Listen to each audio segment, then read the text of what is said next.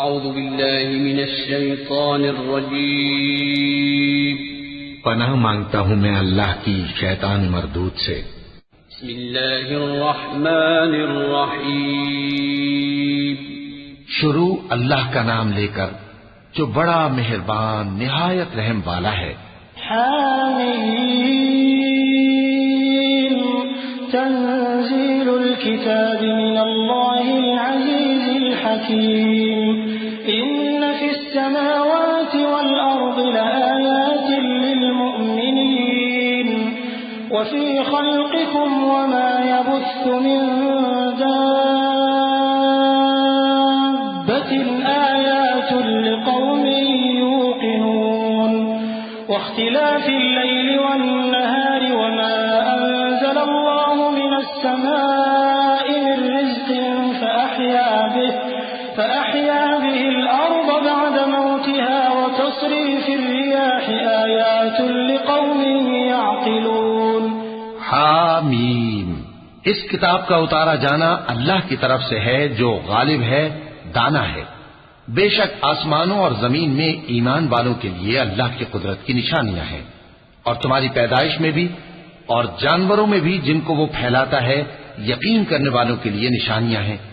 اور رات اور دن کے آگے پیچھے آنے جانے میں، اور وہ جو اللہ نے آسمان سے ذریعہ رزق نازل فرمایا پھر اس سے زمین کو اس کے مردہ ہو جانے کے بعد زندہ کیا، اس میں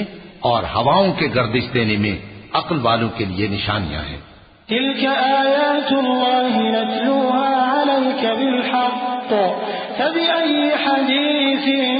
بعد اللہ وآیاته یؤمنون ویل لكل أفاك أثیم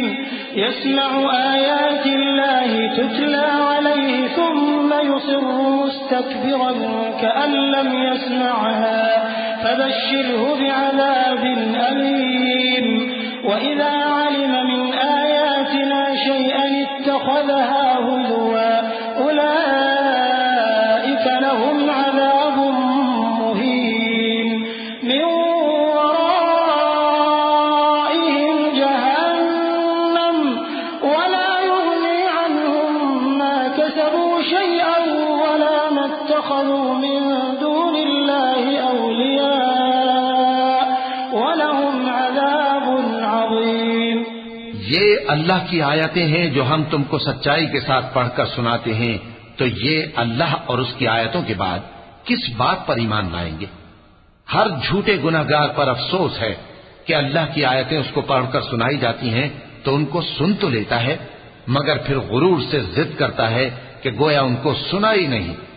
سو ایسے شخص کو دکھ دینے والے عذاب کی خوشخبری سنا دو، اور جب ہماری کچھ آیتیں اسے معلوم ہوتی ہیں تو ان کی ہنسی اڑاتا ہے۔ ایسے لوگوں کے لیے ذلیل کرنے والا عذاب ہے، ان کے پیچھے دوزخ ہے، اور جو بھی یہ کرتے رہے کچھ بھی ان کے کام نہ آئے گا،